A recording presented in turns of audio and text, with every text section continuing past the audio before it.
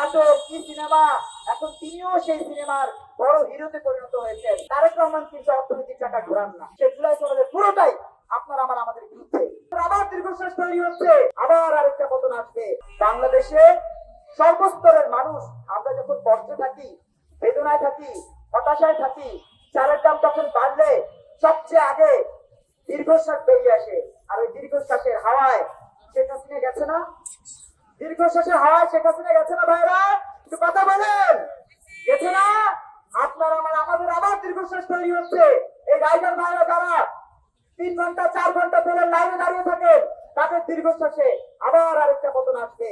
এবং সেই পতনের পরে আমরা দ্বিতীয় স্বাধীনতা চাই না, আমরা একটাই স্বাধীনতা চাই, সেটা হচ্ছে আমার 71-এর স্বাধীনতা। যারা রক্ত দিয়ে, শ্রম দিয়ে, মেধা দিয়ে আমাদের অর্থনৈতিক চাকা ঘোরান, তারেক রহমান কিন্তু অর্থনৈতিক চাকা ঘোরান না। অর্থনৈতিক চাকাটা আপনি ঘোরান।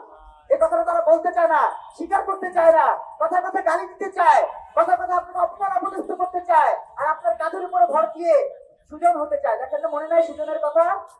রিক্সাওয়ালা সুজন, কি নাটক, কি সিনেমা, এখন তিনিও সেই সিনেমার বড় হিরোতে পরিণত হয়েছেন।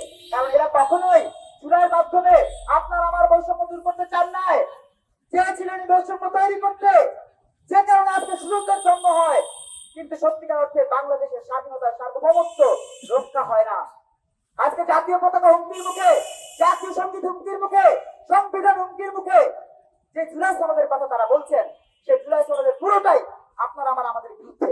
বলে রাখছি, মনে রাখবেন, জুলাই সনদ কিন্তু আপনার আমাদের বিরুদ্ধে। তার প্রমাণ 2 মাস 7 দিনে সরকার অতিবাহিত করেছে। 2 মাস 7 দিনে জুলাই না সংবিধান, সেটার দ্বন্দ্বের মধ্যে আপনার আমাদের রুটির দাম বেড়েছে, আপনার আমাদের কষ্টের সময় বেড়েছে, আপনার আমাদের প্রয়োজনীয়তার সবকিছু তারা কলাপস করে দিয়েছে। কারণ তারা জুলাই সনদ বাস্তবায়নের আগেই তেলের দাম বাড়িয়ে প্রমাণ করেছে যে জুলাই সনদ হলে কিন্তু গায়ের কাপড়টাও থাকবে না। গ্রাম অঞ্চলে বলে পুঁতে করে বাবুয়ানা, মায় করে সাবিটানা। জানেন না আপনারা? যারা গ্রামের মানুষ তারা তো জানেন। পুঁতে করে বাবুয়ানা, মায় করে কি সাবিটানা। আমরা হচ্ছে দেশের মালিক। আমাদের কষ্ট, আমাদের শ্রম, আমাদের হতাশা আর আরাম করে বসে থাকে দেশের কর্মচারীরা। সংসদে বলে গাড়ি দাও, সংসদে বলে বাড়ি দাও, সংসদে বলে নারী দাও, খালি দাও আর দাও। সংসদ যেন একটা রাক্ষসের কারখানায় পরিণত হয়েছে। এই রাক্ষসের কারখানাকে আমরা জনবান্ধব করতে চাই।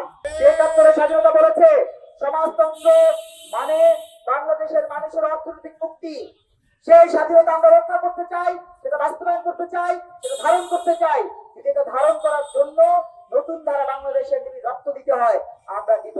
আমরা গত 13 বছর ধরে রক্ত দিচ্ছি, শ্রম দিচ্ছি এবং আপনাদের কাতারে দাঁড়িয়ে কথা বলে যাচ্ছি। আমরা বিশ্বাস করি বাংলাদেশ পথ হারাবে না, বাংলাদেশ আলোকিত হবে। এই বাংলাদেশ পীর আউলিয়ার বাংলাদেশ, এই বাংলাদেশ শাহজালালের পুণ্যভূমি, এই বাংলাদেশ মৌলানা ভাসানীর পুণ্যভূমি। মৌলানা ভাসানী একজন নীতিবান রাজনীতিক ছিলেন। তার মতো করেই বলতে চাই, খামোশ, তেলের দাম আর বাড়ানো যাবে না। তেলের দাম, দ্রব্যমূল্য বৃদ্ধির কোন প্রক্রিয়া কাউকে হাতে দেব না। আগামীতে আমরা যমুনা চিন্তা করি না, আমরা গণভবন বঙ্গভবন চিন্তা করি না, রাজপথে আমরা আমাদের অনশন শুরু করব।